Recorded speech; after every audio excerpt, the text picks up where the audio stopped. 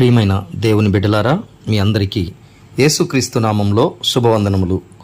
ఈరోజు సెప్టెంబర్ 17వ తేదీన 2000 సంవత్సరంలో సరిగ్గా ఈరోజు సహోదరుడు భక్త్ సింగ్ గారు మరి ప్రభు యొక్క మహిమలోనికి ఆహ్వానించబడిన రోజు.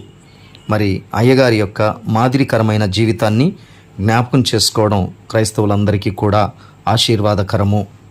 హెబ్రీలకు రాసిన పత్రిక 13వ అధ్యాయం 7వ వచనంలో సెలవిచ్చిన రీతిగా, మీకు దేవుని వాక్యం బోధించి మీ పైని నాయకులుగా ఉన్నవారిని జ్ఞాపకము చేసుకుని వారి ప్రవర్తన ఫలమును లేక వారు అంతము వరకు నడుచుకొనిన రీతిని శ్రద్ధగా తలంచుకొనుచు వారి విశ్వాసమును అనుసరించుడి అని తెలియచేసినట్లుగా మరి దైవదాసుడు భక్త్ సింగ్ అయ్య గారి యొక్క ప్రార్థనా జీవితాన్ని, సమర్పణ కలిగిన హృదయాన్ని, ఆత్మీయతను జ్ఞాపకము చేసుకొనుట మన అందరికీ ఆశీర్వాదకరము.